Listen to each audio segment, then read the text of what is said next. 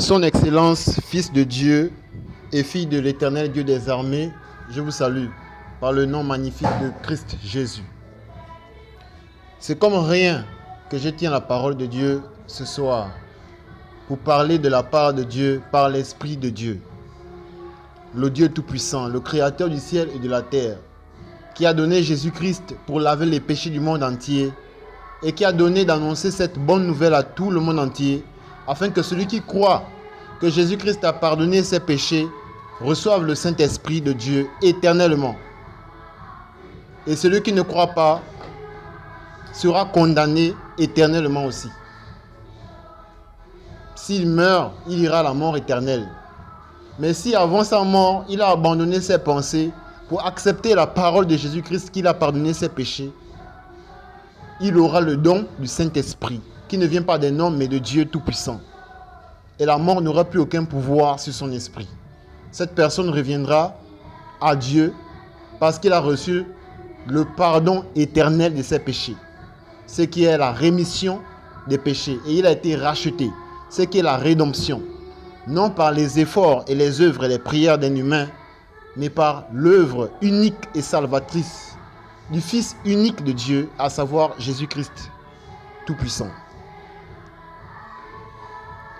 Je veux lire le livre de Jacques 3. Le thème, c'est la modération dans l'usage de la parole. Il est écrit à partir de verset 1. « Mes frères, qu'il n'y ait pas parmi vous un grand nombre de personnes qui se mettent à enseigner. Car vous savez que nous serons jugés plus sévèrement. » Amen. Cependant, je n'ai même pas besoin d'interpréter. Vous avez écouté. Cette parole est éternelle. Cette parole est annoncée pour ceux qui veulent prêcher la parole de Jésus-Christ. Si vous n'annoncez pas le mystère caché qui a été révélé par l'Esprit éternel de Dieu au monde, vous êtes en train de lutter contre l'Esprit éternel de Dieu qui a pour mission d'annoncer la bonne nouvelle à toutes les nations.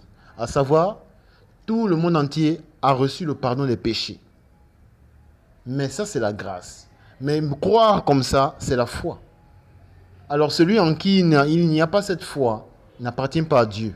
Dieu ne peut pas mettre son esprit de vie éternelle en lui. Beaucoup se lèvent pour prêcher de la part de Dieu, mais n'annoncent pas le pardon des péchés. Toute prédication qui n'est pas le pardon des péchés et le reniement de soi pour croire la parole de Jésus-Christ telle qu'elle est, sans ajouter et sans enlever, est un évangile anathème, un évangile à rejeter. Même s'il y a la parole de Dieu dedans, ce n'est pas la parole de Dieu parce que